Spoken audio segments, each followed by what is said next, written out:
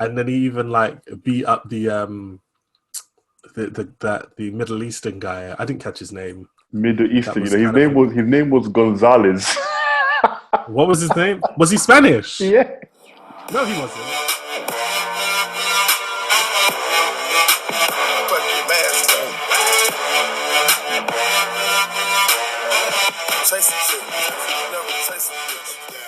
Welcome back to another episode of the M.A.S.K. You know what it is, and you know who I am. I am your host, Meds, and I am joined here by the illustrious, exquisite.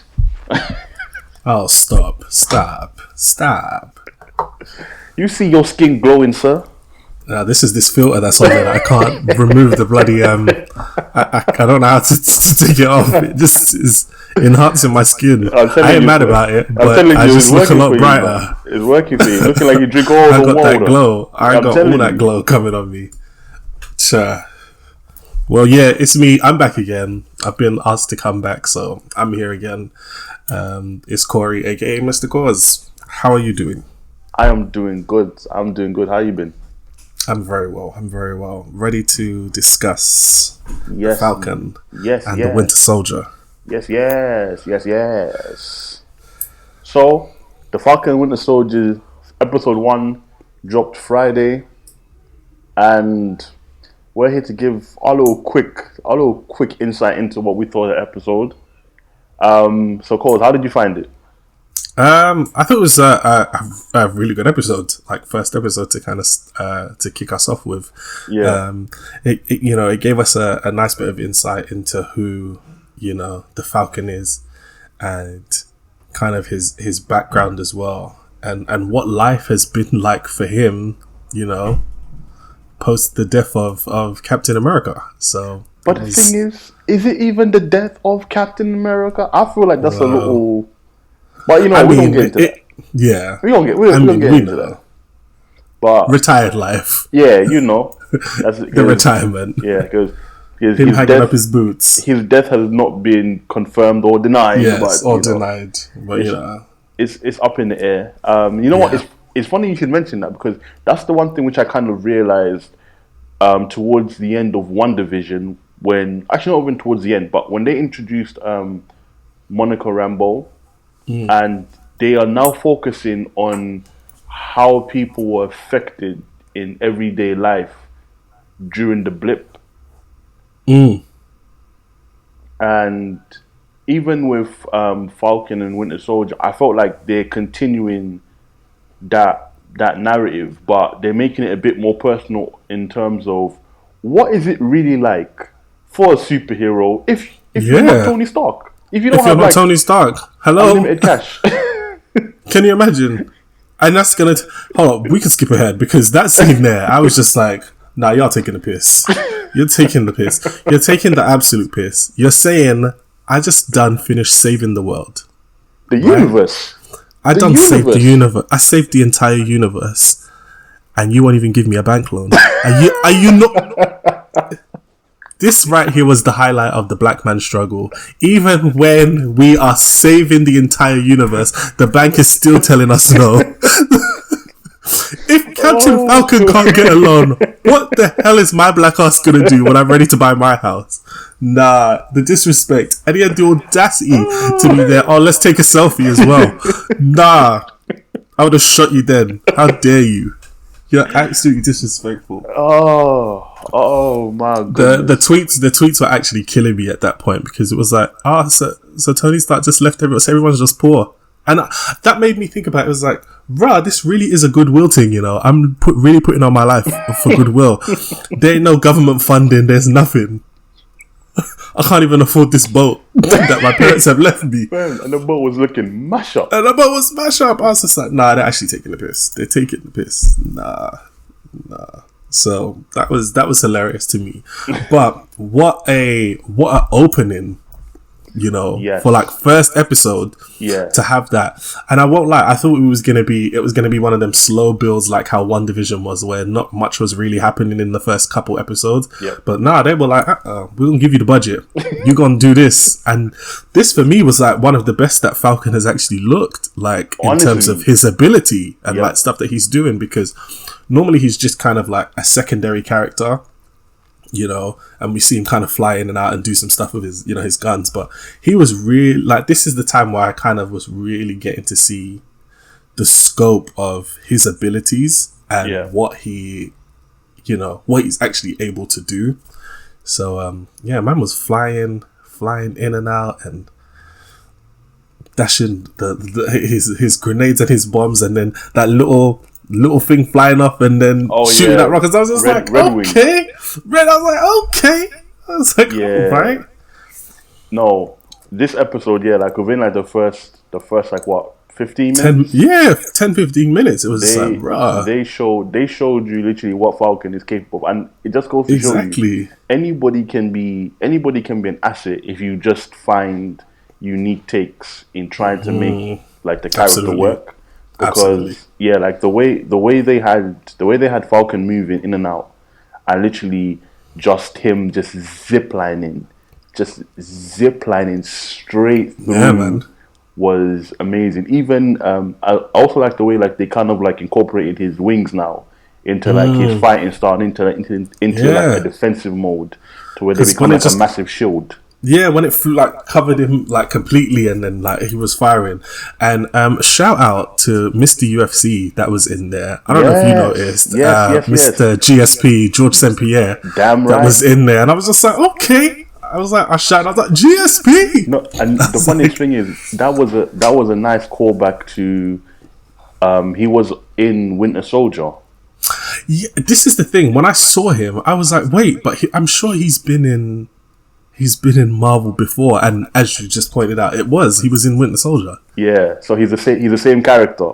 Character in it. Which again, I feel like that's like a nice little touch, and depending on the way it's looking like the story could go, he could make another appearance, but with some enhancements. You have like two polar opposites in Bucky and in Sam, where Sam likes being the fighter. He likes basically helping the world. He enjoys that. He literally enjoys doing it. Like we said before, he's got his own struggles trying to get alone, and they ain't having none of it. But for the most part, he wants to be a hero, and you see the elements where he doesn't feel like he's worthy to wear the shield and to be the symbol. Shield, because again, you can't really replace Steve Rogers. No. Mm-hmm. So Sam doesn't even want to even try. It's like Steve was Captain America, and that's how it's always going to be. I'm not him, so let me not even try and carry the shield. Let's leave it as a symbol. So he gives the shield back to the US government for them to kind of encase and have it a part of, I'm guessing, like American history, essentially. But I like how for Bucky, he literally wants nothing to do with any of it. And he's just trying to find his place like in the world, but he doesn't have a place anymore. He doesn't, because Bucky is how many years old? Like, what did he say? He's 105 or something like that? 106, baby. 106. So, like, 106. The trauma and stuff that he's gone through is completely different. So he's just like, bro, I'm tired. Like, let me just get back to let me just have some sort of normalcy, which he's never really had. So, like his therapy session where he literally broke down, like, I've gone from one war to the next for the past 9 years. And like, I've never stopped. I only got a small, brief break in Wakanda, and now I'm just right back in it, and it just isn't. I just want quiet. That's all I want to do. Which is a testament to what you're saying, because that's when he seemed like he was at most peace, was when he was in Wakanda, and the motherland. He didn't have to do anything.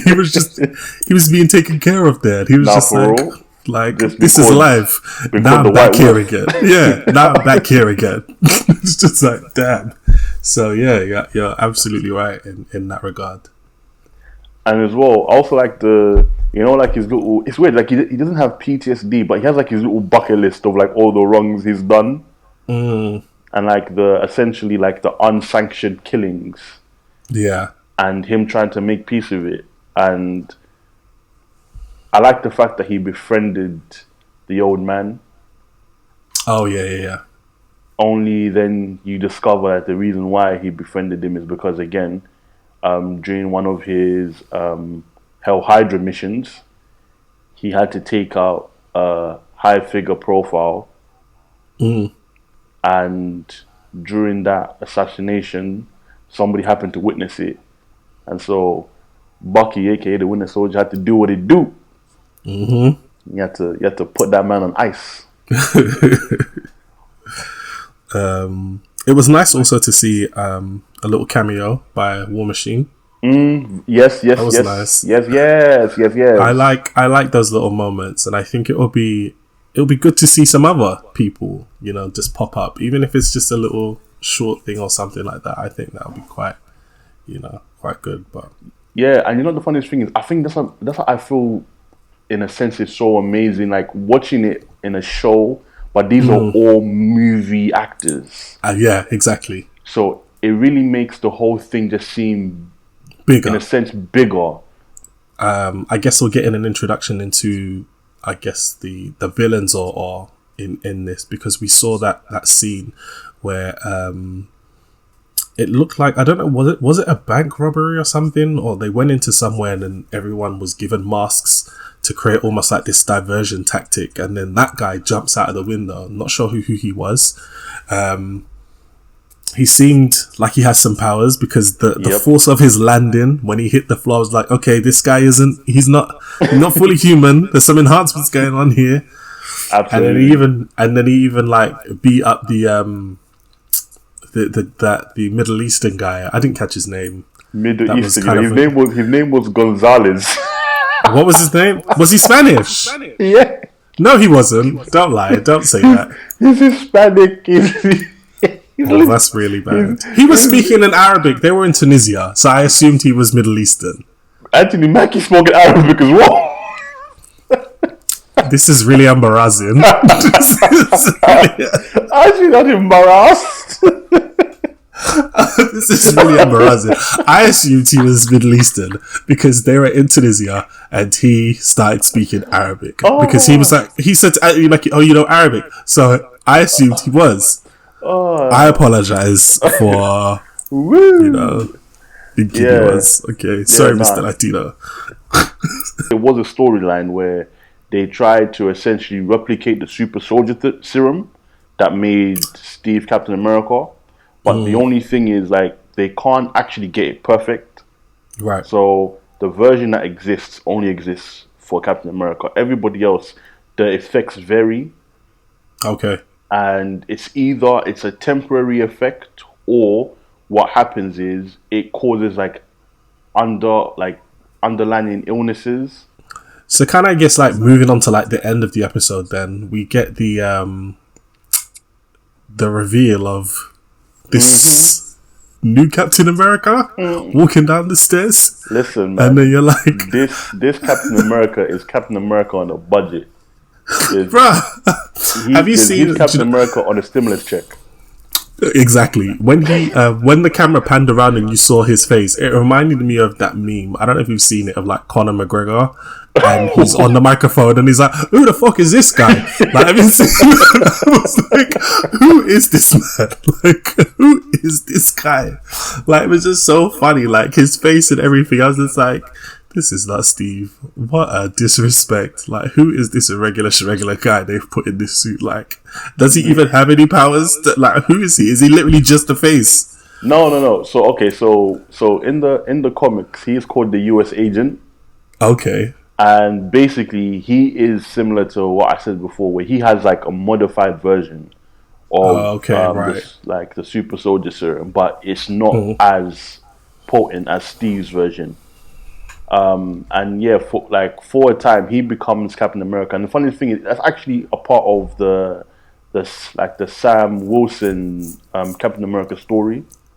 because in the comic books, when Falcon became the new Captain America, they took a political and a racial approach to him becoming Captain America. And Oh, right. some people felt that Captain America should be blonde hair, blue eyes. I mean, And isn't that America today? So, you know, so with that storyline, it's a case of where they want Sam to give the shield back and let the U.S. agent be the face of America, and Sam right. trying to prove to the world and also to himself that he is worthy to carry the shield. So Okay. they've just taken that parts of that storyline and blended it into the narrative, but the US agent is looking poor. Oh my god. God. Oh It my was. god. I was just like, what is this? It kind of it kind of reminded me of, you see, like when that meme of when you order it online And and when when it you get it, arrives, yeah. that's what it was, man. That's That's what it exactly was. what it was. It really was that. Oh, gosh. This episode then out of 10. You know what? Out of 10, I would definitely give it an 8 because Agreed. by far, this for a show, this is the best like action I have seen. Yeah, in a TV show, like, it was very, very, very like film budget Yeah, for, yeah. that's what it was. It was literally. It I'm was not sure if loose. I'm not sure if this is going to be every episode we're going to get that level of action, but I think it was a very strong start. Like, for them to give us that, like, yeah, really good. So That's I'd true. agree. That's I'd true. agree. I would agree with the 8. Okay, so we are in unison. We give it 8 out of 10. Next week we shall find out what is happening with this new organization. Find out if Bucky gonna join the fight or if he's still gonna be trying to figure out how to tell this man that he killed his son in a hotel for no reason. The Falcon and the Winter Soldier, episode 1. Be sure to tune in next time. Like always, please like, comment, subscribe, share, tell a friend to tell a friend to tell a friend.